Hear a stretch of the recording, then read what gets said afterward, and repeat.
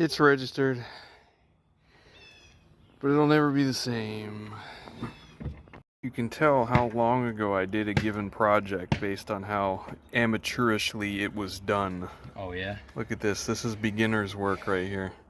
Electrical tape, no heat shrink. It's not even sealed properly. They're crimped on the very end. What was I thinking, Jacob?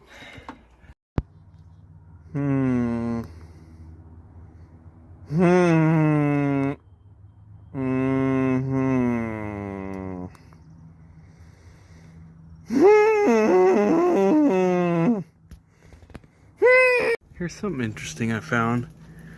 So I just swapped my gas cap over to the new one, and the old one had the tether attached right here. You know, the little string that holds it there. It was attached right there. So I go to put it on this one, and that hole is not a hole. There's like something behind it. Instead, there was a hole right here. So why do things like that change? It's the same model year. How are they different? Priorities. I need a hood light. Thankfully the wiring's already here. And I just took the old bolts from the other Jeep. And they are self-tappers. There's already holes here, but they're not big enough. So I just forced them in with a ratchet. So I don't think the connector is good. It's obviously, it's corroded. You know, it's been exposed to the elements for 2 decades in a row now. So I didn't think it was gonna work, but at least now I have it in there.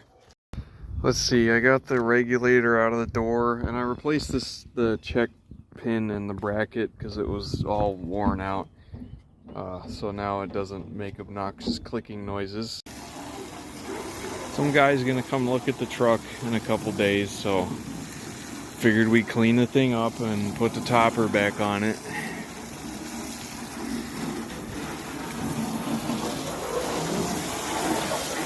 Probably been a while, huh, since y'all have seen the topper on it. If you guys even knew it had a topper. A long time ago I went and found it from its third owner. And you know, I kept it on for a little while, but I don't really like truck toppers. I don't really see the point in them because it just turns it into an SUV, really. So, you know, I just kind of left it in the backyard. But it is the original topper, you know, color match topper. Put this thing through the car wash and take a bath in the cab because it leaks so bad. And it would look pretty nice, I reckon. Aside from the back window not really working. Sigh. Alright, be my guest.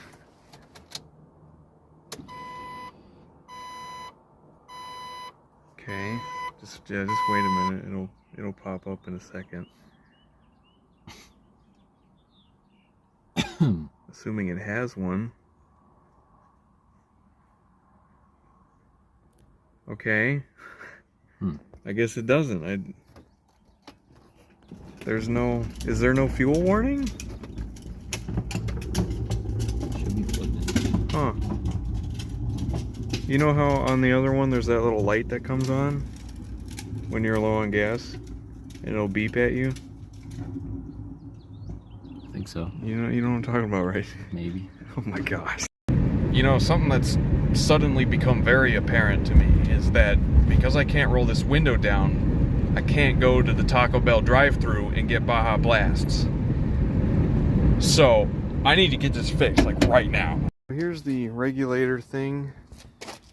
This is how it's oriented. This is the top, that's the front.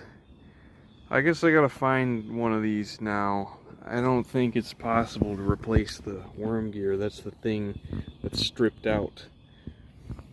But yeah, the only junkyard I could find anywhere near me that had one of these was in Mississippi. So I'll see where that goes, I guess. As I've said in the past, I need gauges. I don't necessarily need an RPM gauge. I need oil pressure and temperature gauge, because driving that thing without these two is just, it's an anxiety fest, because I have no idea what the engine's doing, you know what I mean? Now, the problem is, you can see here this tape I have marked on here. This is from a completely unrelated XJ, by the way. I found this, pretty much. the mileage is stored on the cluster, not in the computer. Well, it is stored in the computer, but it's stored on the cluster. So if I take this instrument cluster out of the 1998 XJ it was removed from, and I put it in any other XJ, it will still display this many miles, because that's how many it has stored on it. So that becomes a problem when you want to swap your dummy cluster for one that has gauges. So what you can do about it is this chip right here, this, what's it called? IC13. This little chip, you might notice it's a little bit messed up, because this chip is what stores the miles and the VIN number. That's the only two things it holds. So what you can do is desolder this chip from the board and put it onto a different cluster. And that chip holds your miles, right? So what my dad did was, because I don't know how to do any of this soldering stuff, especially micro soldering like that. That is beyond my scope of ability, like by a long shot. Now my dad used to do stuff like this all the time. So he's, you know, he says he's a bit rusty, but honestly, I think he did an insanely good job. Look at that. Anyway, all he did was take this chip off of this circuit board and he soldered it onto this one, which is the one that came out of the reclaimer. So I'm going to keep my same instrument panel and it'll just display the accurate mileage of the white Jeep instead of the reclaimer. I mean, it may seem simple when I put it like that. All you got to do is put this circuit board on that instrument cluster. That's all you got to do. But it's, you know, micro soldering is very difficult, at least I think, because I've never done it before. You got to get soldering braid. You got to melt these little tiny pins off here. You got to pry it. And I mean, where's a coin? Just so you guys have a sense of scale here, this is a dime. Look at how tiny that thing is. And I mean, you know, I don't mean to flaunt my immense wealth here. I'm not going to try to pretend I'm a self-made man. My dad, he does a good job. He doesn't think he does, but that looks beautiful to me, and it works. I don't know. I'm really proud of him. So, everybody say thank you to my dad. He doesn't want to be on YouTube, but you know, I just want to acknowledge his work. You know, I don't do everything. He does help quite a bit, actually.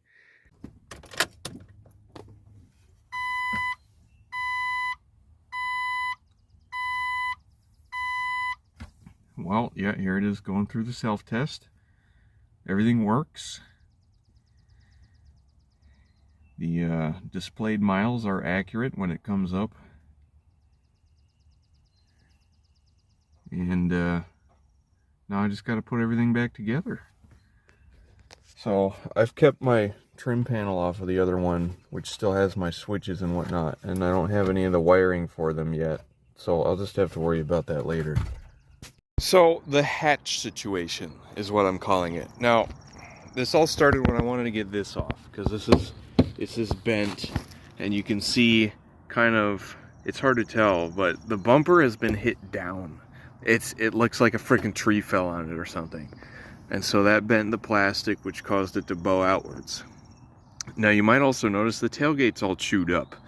So I'm going to keep my rear bumper and my rear plastic corner things and put them on here and get them painted, etc. With the rest of Jeep, I'm going to get it painted. Anyway, this is all chewed up. It looks like somebody put like a crowbar in here and just pried on the thing, as if the handle got stuck and they tried to break into it. So it's all just mangled up, and I mean, they might have tried to like pull that straight or something, but the whole thing is like that. Now that's probably because at one point or another the handle mechanism probably failed. I know that happens on these. I've never had it happen myself, but I know that all it takes to get it open is crawl inside there, take off that plastic trim piece, and then you can like shove a screwdriver in the handle and make it pop open anyway. Clearly these guys didn't know that, so they must have just tried to absolutely destroy the tailgate to get the damn thing open. And you might also notice that this handle was red at one point. It's very clearly off of a different vehicle, so they probably just found a part number and called a junkyard and say, hey, we need this part. And so that means the key cylinder is different too. This Jeep's key does not work in its own tailgate, meaning because it has manual locks, I can never lock the tailgate, which is kind of a problem, especially if I'm going to be going to certain places. On top of that, we kind of got this whole deal going on up here, and on bottom of that, this is broke. This is the little sprayer thing for the rear wiper. It snapped off of there.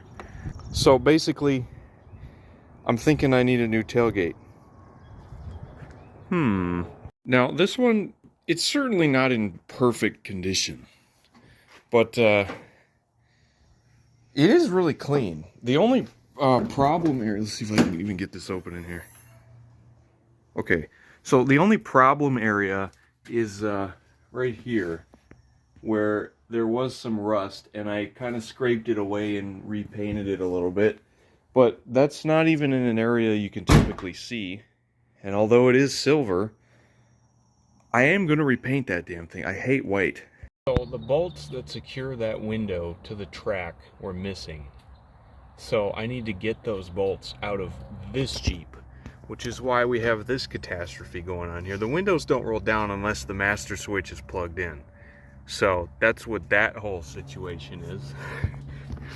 And then I plugged in this door panel and used its switch to roll down the passenger window, and these are the two bolts I need, I believe, possibly. I don't know. I'm gonna take them anyway and see what happens. I can't get this one. This bolt is behind the rail, so I don't know how you're even supposed to replace the motors on the back doors on a 4-door. But there you go. They still work. They still work, man. Just gonna leave them all the way down, I guess.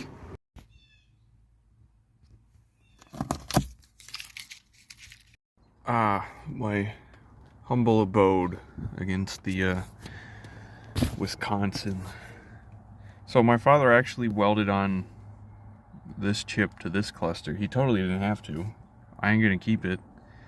But something I did want to see is I'm pretty sure you could never have this cluster and a 242 transfer case. Now, this seems like a really random thing to note, but there wasn't a bulb in the full-time slot in here. I don't know. I'm sure you could.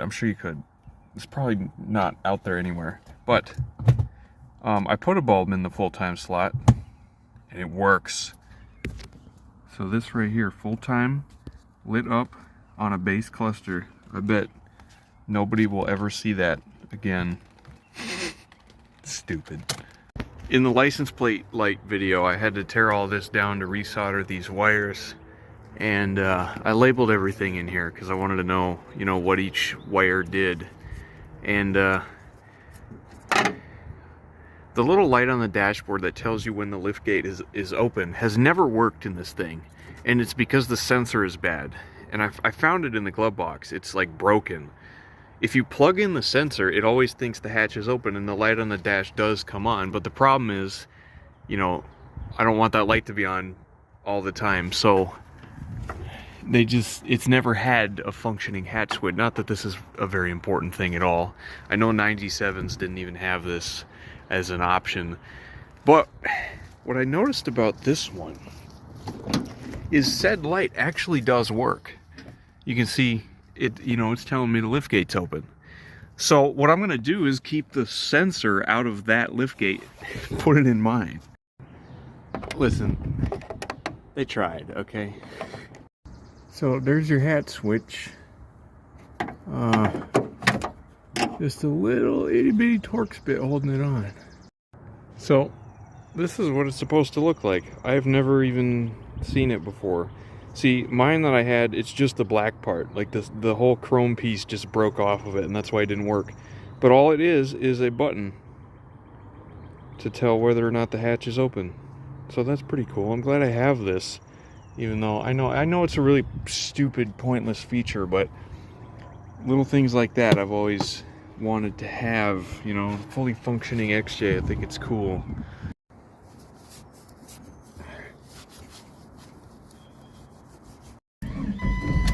Trial by fire. Oh, I gotta go watch Doctor Strange with the boys. And oh well, that clock's wrong. I'm like 2 minutes behind. So we're gonna see if the hatch. Oh yeah, by the way, we put the hatch on. I didn't have time to film anything. I was trying to get it done before I had to leave. But there it is. It's on there. It took us a couple tries to get it lined up. You know, I'll show you it in more detail later, obviously. Well, here's the new tailgate. Looks, you know, looks stupid. But we'll get it painted someday. And at least it all works, except for the washer pump. The washer pump in the bottle doesn't work, so the sprayer back here doesn't work. But everything's all good. Now I just gotta put the hatch switch in here, which I'm very excited about. So it just goes in this hole, and then you can twist down and put that T10 in there. Alright, that was actually very difficult. I actually lost one of them. It's just, I don't know where it is. It's gone forever. But luckily I had a second one from the other tailgate. So yeah, now we just gotta plug it in. And now with the key in, it says it's open.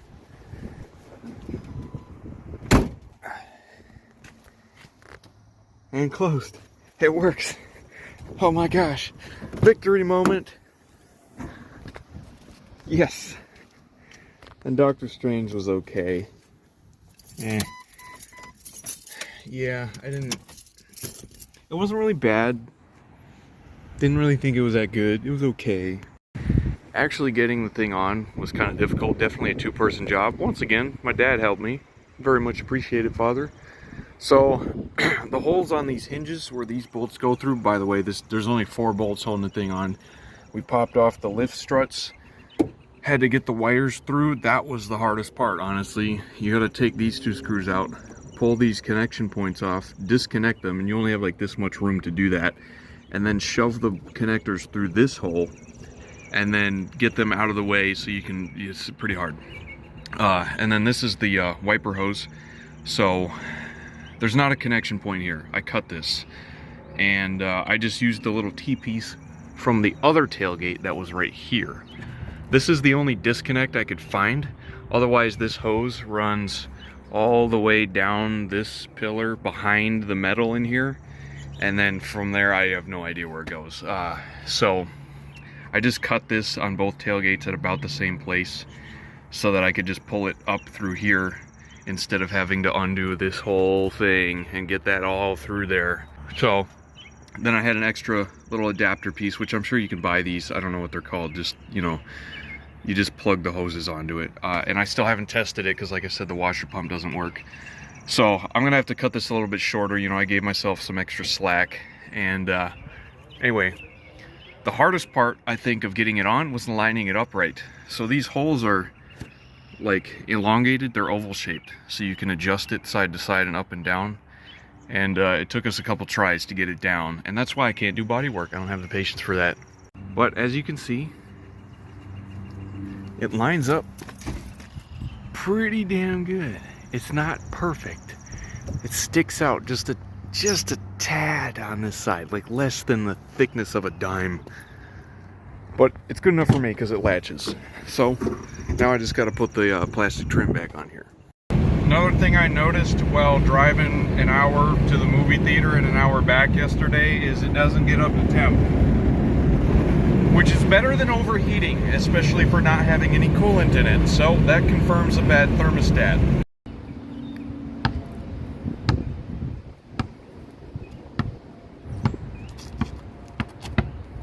This dude. What's going on? I put this trim piece on here with some fancy new screws. Ooh, shiny. Nice and silver.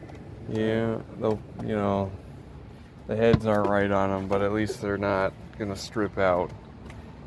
Today I learned what it looks like without the back bumper on it. Had to take off the trailer hitch to get that bumper off. And this thing, I didn't even think about this. Mine is pretty clean, you know, it's covered in duct tape, ignore that. But it's pretty clean. It's not rusty. The one on the other Jeep is all mangled up and rusted and everything. I didn't know how relatively easy it was to remove it. There's just 2 bolts that hold it in this hole here. 15 millimeter. You go, you of course got to take the bumper off to get to that, but you know, I got to take that one off too, so I may as well keep that part. What else we got here? So here's the tank straps that hold the gas tank in. It's gonna sit in those holes right there. And here's your trailer hitch bolts. So I don't think this is how it typically looks. I had a mechanic shop put my trailer hitch on because I didn't want to deal with that. But the bolts in the frame rail here, they have little square notches on them to prevent them from spinning. But these last ones are just regular bolts, and they all have these little spacers on them, which are, the thing's been on there for less than 2 years, and look at how rusty that already is. Sigh, Wisconsin. Gotta get your review, so hold the clutch in and roll through all the gears.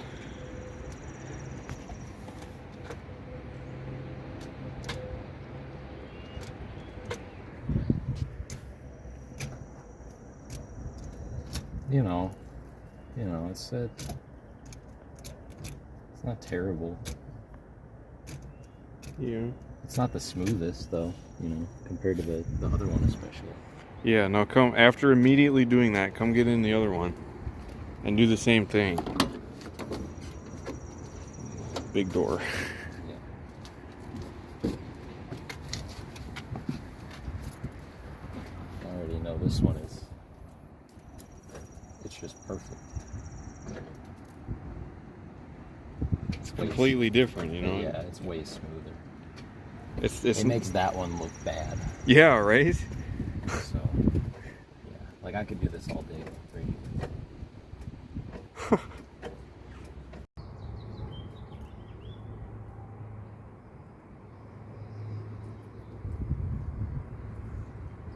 There we go.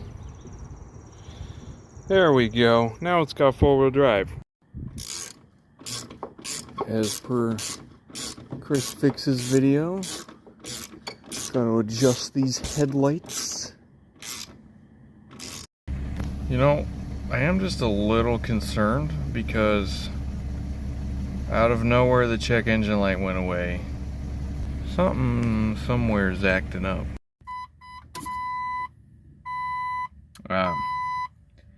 It appears the check engine light has merely burnt out. This thing has been nothing but trial by fire so far. So I just woke up. Yes, the clock is accurate now. I got a call from an old high school friend. She was putting air in her tires and one of the valve stems just broke. So we're gonna go get the tire off and then see if we can get a new valve stem in it. Shitty Dodge. It's got these stupid TPMS sensor things on it. That's the problem. I hate them. She's got a spare, so we're gonna put that on real quick. And I gotta go to court in less than 15 minutes. Stupid car. Alright, we just put the spare on. I told her to take it easy. She's gotta go to a friend's house, and then I gotta go to court to the guy's hearing. I need to go see what happens to this guy. So after I'm done with court, then I'm gonna go pick her up and we're gonna take the tire into Walmart. So, rescue mission number 1, success! Woo! So, he didn't show up, as you might have guessed, and now there's a warrant out for his arrest. So that's cool. And yeah, those are the steps. This is where it happened. If you know, you know. If you don't, well, then I don't need to be ashamed about my hometown. It's not my hometown. I shouldn't even call it that. Oh yeah, but I saw Scott in there. I figured Scott would be getting arrested. Yes, up. I can't. Come on, stand up. Put some leverage in it. Pull with your legs. You hold it. There you go, see? Yeah. I didn't put them on there all that tight. Oh, okay. Just loosen them, don't take them off. Don't take them off. Yeah, just loosen them to the point where you can easily spin it and then stop. So yeah, that's good.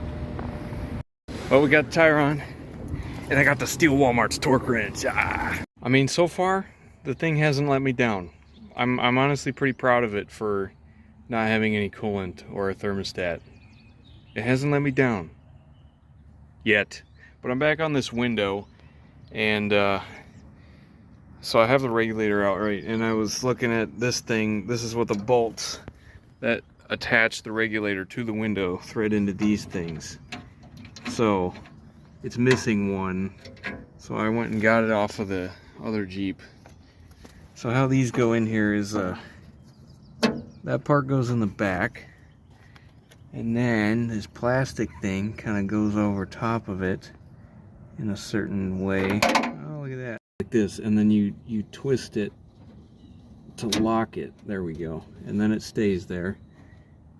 Is the window going to stay? Okay. Alright, and then you take, looks like it goes this way, this metal thing, and that just snaps in. It sounded like the damn thing was about to break, but yeah, there we go. Okay, so now we got things that the bolts can go through.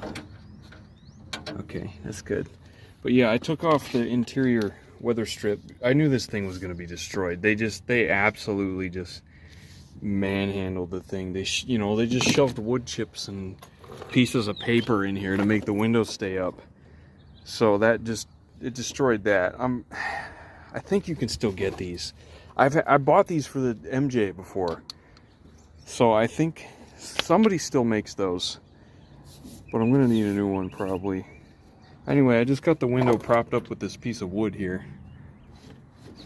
So it's just chilling. It's just chilling. It's fine.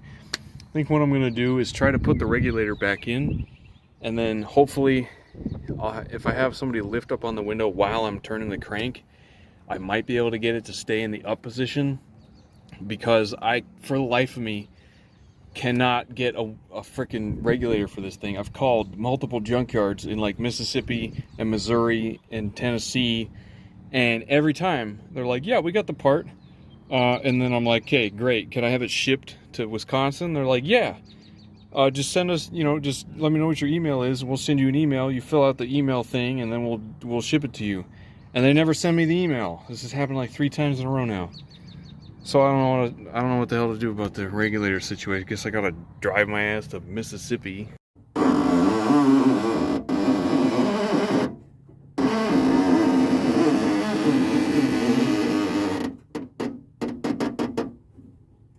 yeah. Looks like it. Feels like it. Oh hell yeah. Finally, now that I got this window to stay up, I can take her through the car wash. A much deserved, much needed car wash. Oh yeah, that's what I'm talking about. Oh, place car and park. Wait, park. I don't have park. Wait, what are you doing? Wait, what am I supposed to do? Ah! Also a good opportunity to see where I might need some new seals at. Yeah, this spot on both doors is leaking. But the back hatch is good, and I think the outer weather strip on this window's, yeah, there's water coming in down there. Okay, so now I know. Oh, it's time to go. Okay. Well, I didn't die. Well, it still looks like shit. Now it's just wet. I don't know, I can just drastically decrease the quality of this clip, and yeah, now it looks good, doesn't it?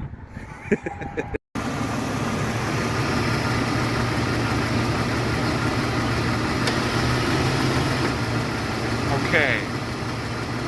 It's doing something. I don't really know what it's doing, but it doesn't seem to be very happy.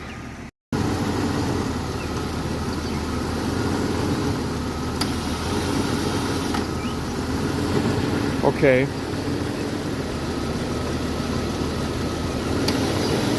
Oh yeah, so I'm not doing anything with the bottle. Whenever the gauge hits that yellow zone is when the compressor turns on. And then And then I don't really know why. I don't know why it's doing that. Does it need more refrigerant or does it need less refrigerant? I don't really understand. I mean, that air is actually kind of cold now. It's like noticeably colder than outside air. Somehow that, I don't know how I got low washer from refilling the AC. I don't know how that happened, whatever. But I did a little bit of research. I found out when it's doing that back and forth thing, usually it's because there's not enough in there. So every time the compressor came on is when I would hold the trigger. And as you might have noticed, it stays running for longer when I do that. And gradually, very gradually, the needle will go down less and less every time.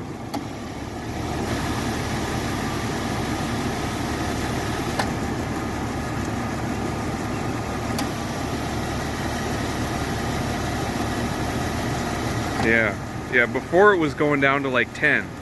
And now it's only going down to what, like 25? 20? Somewhere in there? I don't know, there's a couple concerning clicking noises.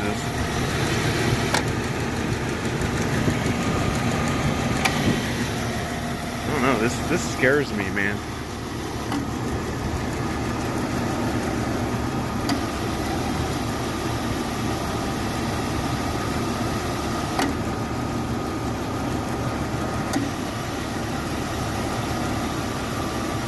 Okay. I feel like I'm doing something.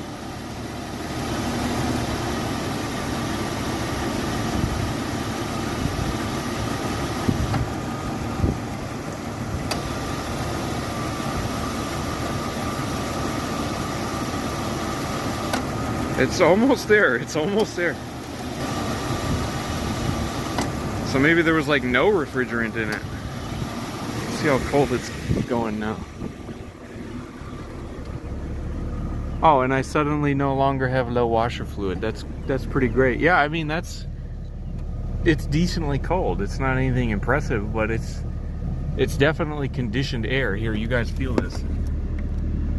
You see what I mean?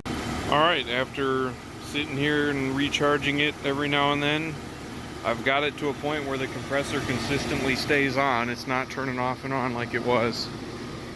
And I mean, the air in here is like cold. It feels like winter in here, like I actually am starting to shiver. Oh, I better shut that off, huh? Never seen it get that hot. Usually it'll stay like here because of the thermostat, but I guess when you're not moving, it'll overheat. Okay, well, I mean, the frickin' air conditioner works now, and I still want to fix my window, though. I do kind of wonder what the story is behind the mirror. It's completely fried. Whatever happened, they had to glue it back on. And some of that glue got on this thing. I had to hammer it off of there.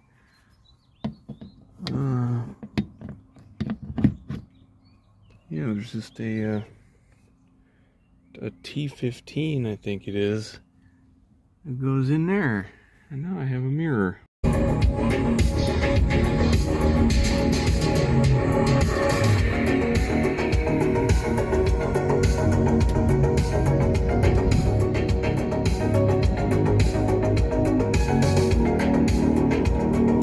You know, despite how terrible everything's been going, I've been really proud of this Jeep. It's got the vibe. Some of you XJ guys might wonder about this unleaded 88 gas, or E15 it's sometimes called, because it's got 15% ethanol. It is a little bit cheaper, and the only model year XJ that can use it is 2001. Well, I think it says somewhere on here, yeah, 2001 and newer. So I wouldn't put it in any XJ unless it's a 2001. And at that, the only reason I'm getting it right now is because this pump doesn't work and all the other ones are full. It's my dream car right there. I'm gonna get me a mail truck someday.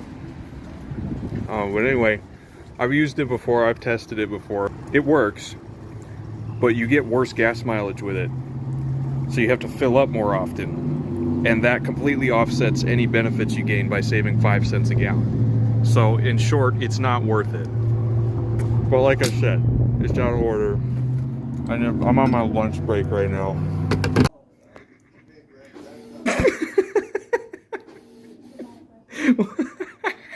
What the hell is that, Benny?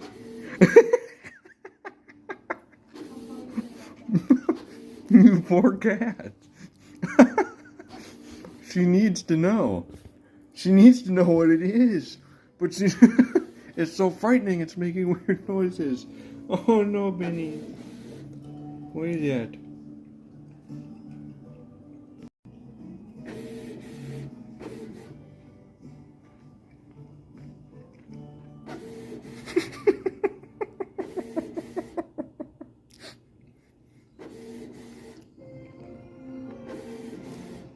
Okay, the reason I'm printing stuff is because, oh my god, oh my god, oh my gosh, what's going on? Anyway, the county court office or whatever, they sent me a letter in the mail. And they told me oh my god, they told me, hey, calm down. Hey, you're okay. I'll handle what's going on over here, alright? Okay. Yeah, you know, you're good. I got it under control. Anyway, because I was the victim of a crime, like it was a criminal case, because the guy ran a stop sign without a license, etc., etc. They told me I could write a statement to present to the court to request restitution. That's the word. So that's what I'm doing. I'm going to present this to the court and try to get some money out of this guy, and I won't even have to sue him. Okay, so here's kind of what's going on. So tomorrow, Jay's going to come over, and we're going to go to Automotion, which is this big car gathering show in the Dells. Probably take the old Comanche up there, because last time I went, it got a lot of love when people knew what it was. And then tomorrow, I'm going to go to Chicago, because I found some windows that have the vent things for the back. See, these are solid windows, you know, they don't open. But I found a pair of windows that has the little vent flaps in the front for the, you know, for the 2-door. That, and they're tinted, which is what I want. I want my back windows tinted and the front ones not. And that's how the other Jeep was. And, you know, it just came like that. So I got this hatch on here. This is the factory tint. And these windows I'm going to pick up also have the factory tint. And they'll have those little vent things in there, which will help the back passengers tremendously when I inevitably rip the air conditioning out of this thing. You know, it's not too bad in here. Not too bad at all. You know, there's a little bit of rust, but it's got brand new shocks in it. It's kind of weird not seeing an axle shaft in there. It's missing the bump stops on both sides. The guy put new sway bar links in it, he said, but this is why the brakes aren't so great. If you slam on the brakes hard enough, it will get death wobble, and this is why. These rotors are completely done for. They're probably warped. I mean, you can feel it in the pedal will pulsate. Luckily I got some brake rotors that'll fit on this. I think they should be the same between 2-wheel drive or 4-wheel drive. I'm actually not sure on that, but I'll find out. Anyway, this side is almost great. You can see it a lot better, I suppose. Aside from this, this is like the axle is broke. It's cracked all up in here under the coil spring. It's not that rusty at all. Like, it's not from rust that broke. That was from, like, being jumped. You know what I mean? So, I don't know how bad that is, or if I should be driving on it. Probably shouldn't be driving on it, but oh well. Look at this inner pad. Oof. Not doing so great, are we there? rotor stuck on, as you might have guessed. So we're gonna use the good old Wisconsin tactic here and just beat on it until something breaks.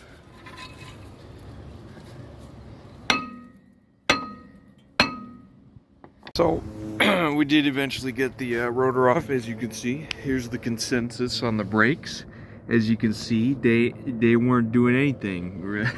All these notches are from us hitting it with the hammer, so ignore those. But half of this rotor has been unused for years. And the other one has really deep grooves in it. And it looks like it's been burnt, you know, it's been overheated really bad. And when you put them next to each other, you can feel the height difference. You can see that, like how different they are. Like this one has so much more meat on it because the caliper hasn't been doing anything, and this one the caliper's been overworking, you know what I mean? So both calipers are done for. They both failed in different ways. I mean, I still got calipers off of the other Jeep, so you know, luckily I can just throw those on. But that's pretty interesting how this was still actually capable of stopping. And you know, it does have me concerned, because if the front brakes look like this and the back brakes are drums, so I think the steering linkage is done for. It's fine.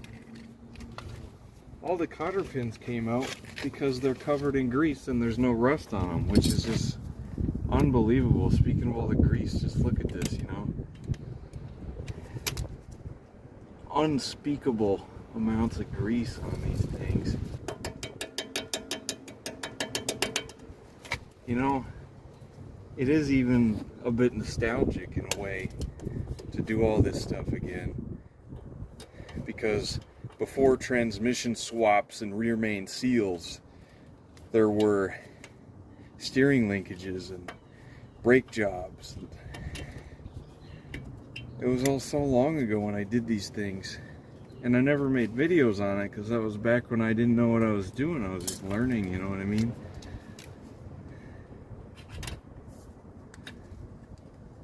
And now here I am making hour-long vlogs. How far I have fallen. I got all of the steering linkage bolts out with no peanut butter. It must be so nice to live somewhere else. Yeah, I think we're about due for a replacement there.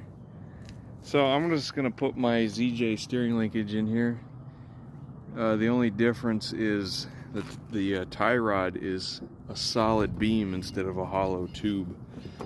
So these can bend under, you know, any sort of use, and this one ain't gonna bend. And it's got, you know, relatively new joints on it that are all sealed. They're not greasable, which is, you know, I like the not greasable ones. And then my steering stabilizer, man, I replaced this 2 years ago too. Not even 2 years ago. It's still fine, but it's a lot better than this one. Cool alignment trick Bryant taught me is get 2 straight pieces of metal, put them flush with the bearing surface, hold them on with lug nuts. See, I got one on the other side. And you stick a tape measure on each side. So you need 2 tape measures and ideally 2 people, but I was able to do it by myself.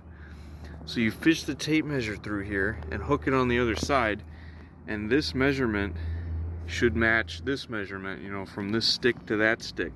Make sure those are the same, and then your wheels are straight. And then it's just a matter of getting the steering wheel straight, which I set in the middle and then put the seatbelt through it to hold it there. It doesn't work perfectly, but this will be good enough for now.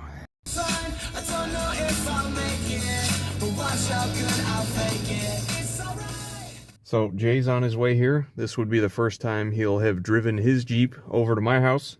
We'll see if he makes it, but in the meantime, I gotta go to AutoZone and get some new brake hoses. I want to try to get the brakes done before Jay gets here. I gotta have the thing drivable by tomorrow because then we're gonna go to Chicago. I don't know if he's gonna come with yet, but that's where I'm going. But as I'm driving here, I'm kind of thinking, you know, I haven't driven the truck in a while now, and I kind of like the 307 gears in this, but I don't really like them in the white Jeep. And I'm trying to figure out why. I like, maybe the truck is like lighter or something, but the Renix engine is weaker, you know what I mean? Or maybe it's just because I'm used to the 355s with a manual, because, you know, I manual swapped the Reclaimer and it had 355s and it just took me a little bit to get used to it. I don't know. But I keep going back and forth about whether or not to keep my axles, because the Silver Jeep's got really good axles in it, but they're 355s. So if I put them in a manual Jeep, you know, it'd be a manual with 355s, which, I mean, that sounds like a no-brainer to a lot of you, I'm sure. But for a stock vehicle, I don't know. I'm kind of conflicted on the 355s. It is pretty sweet to be able to just drop the clutch and take off, but what I don't like about it is the higher RPM when you're on the highway. See, I like the cruising RPM of the 307s. It's fine. Obviously, you have more torque with 355s, but I just feel like the truck here, it feels like 307s are right for it. It just feels like how it should be. But in the XJ, and it's like the same vehicle, which is what I don't understand. In the XJ, it feels like it needs 355s, and I think that's gotta just be because I was used to it. So what I'm thinking is, I can swap out my rear axles, you know, put the 307s in the Reclaimer so that it's still a roller, so that a junkyard can take it. That's pretty much the only, you know, I can't just take everything off of it. It has to remain at least a roller. And then I'll get to keep my leaf springs, not that they were all that great anyway, but the white Jeep's leaf springs are done for, like worse than mine were. And then I'll have 355s. I could still keep my front axle, but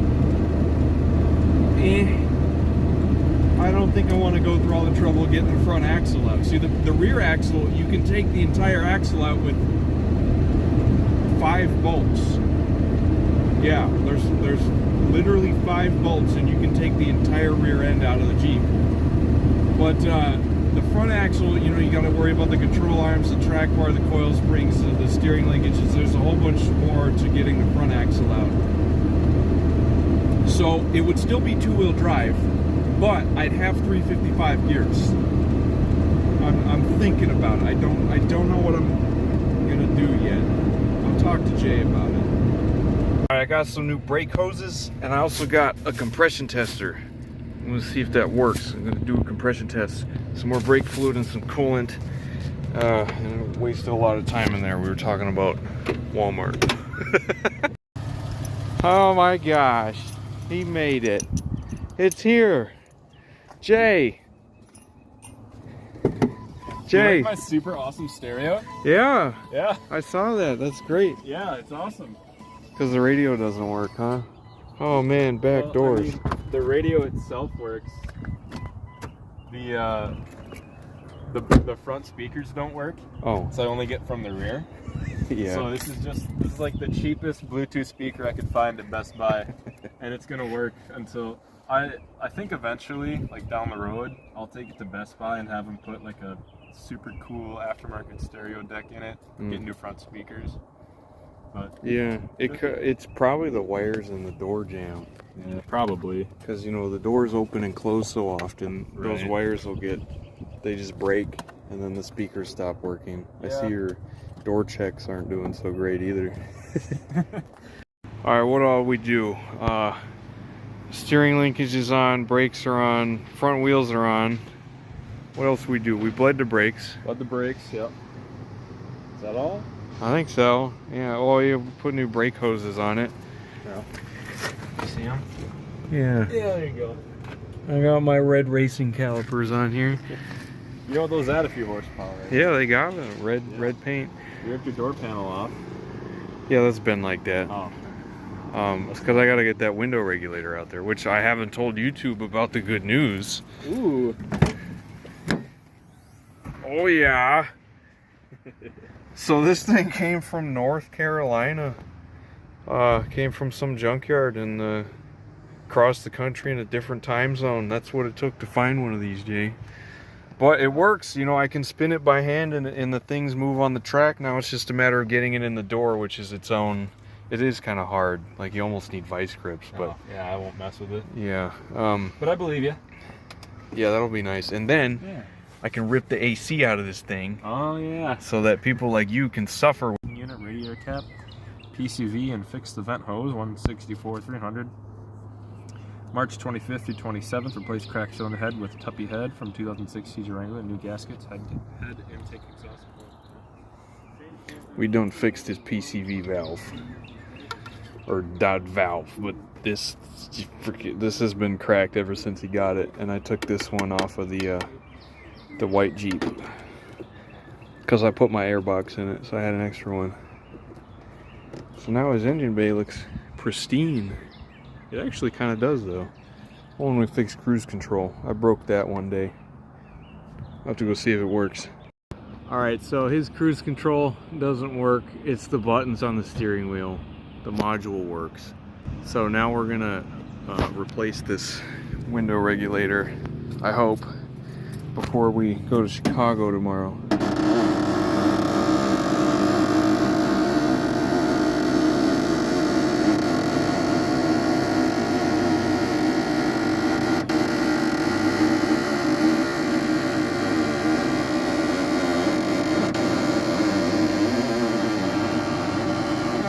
Sounds fine to me. Well, we done got the regulator replaced, and I had vice grips on here for a little bit, but I ordered a new crank handle from AutoZone, and I just picked it up. Look at that. It freaking works, dude. Hell yeah, bro. So I'm not gonna put the door panel on yet because I want to fix these wires in here for the speakers that don't work. But, oh, well, yeah, I gotta put the little clip in there that holds it. But I got a functioning window now. That's pretty great. Me and Jay went to Chicago where we picked up some tinted rear glass for the two-door, rated fragile at his job where he was in no way expecting us, and got to see a pretty badass 1990 short bed Comanche. But that's enough adventures for one video. With my restitution statement ready and waiting for the court trial, what happens next will have to wait for the next chapter. I need to focus on tearing down the reclaimer and making new videos with, well, I didn't have a name for it, but some of you have taken to calling it the Redeemer. You know, I had low expectations for the thing, but it continues to prove itself. And maybe in its yet unforeseen story, it may find itself on that destined path of redemption. So, where one story ends, another's can begin. Thanks for watching, and I'll see you wherever I happen to find myself next.